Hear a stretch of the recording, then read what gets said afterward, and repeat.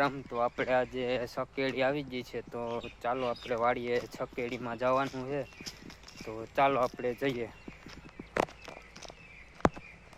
તો આ કટકામાં જે આપણે કાઢવાની બાકી છે ને વીણવાનું ચાલુ છે. જો અહીંયા ભરેલી પડી એક બાજકી વીણાની, તો તમે જોઈ શકો છો. તો આ ભરવાની હતી, તો આ માંડવી હવે વાં નીકળે. જો ઠેસરમાં દેખાય તમને, આપણે ત્યાં જવાનું છે. તો ચાલો આપણે ત્યાં જઈએ. તો ચાલો ફાઇનલી આપણે પૂછી ગયા છે. વાહને ઠેસર હાલે છે, તમે જોઈ શકો છો. એટલું ખાતું આપણું પાણીનું જો માંડવીનું ભરાઈ ગયું છે, તો તમે જોઈ શકો છો. તો વાહને આપણું ઠેસર હાલે છે, તો હું તમને બતાવું કઈ રીતના હાલે. આપણે આવે છે સાયણામાંથી માંડવી, તમને બતાવું. ચાલો.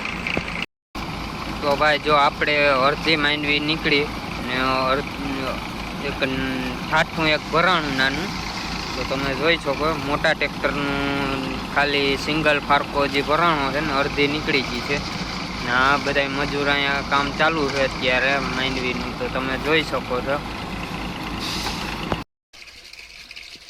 તો ભાઈ વાં છકેડી આપણે હાલે છે ને મજૂરને પીવાનું પાણી ખૂટી ગયું, તો આપણે ભરવા આવી ગયા છે.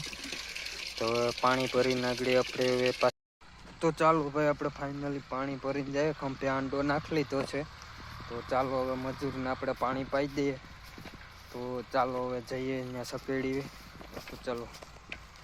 તો ચાલો ફાઇનલી આપણે પાણી પુગાડી દીધું છે. છકેડી હાલે તમે જોઈ શકો છો. તો ચાલો આપણી જગ્યાએ માંડવી ખેંચવા જવાની છે. તો ચાલો આપણે ટાટામાં માંડવી ખેંચવા ભાગીએ. અહીંયા આપણું પ્રેશર હાલે છે. પ્રેશર આપણે આ પપ્પુભાઈનું છે અને વૈશ્રામભાઈ ભરવારે છે. તમે જોઈ શકો છો કે પપ્પુભાઈ ને વૈશ્રામભાઈ બે વાતું કરે છે. હવે છકેડીની કરે કે કીની કરે એ ખબર નથી ભાઈ આપણે. તો ચાલો હવે ભાઈ અંધારું થઈ ગયું એટલે હવે બ્લોક નહીં ઉતરે.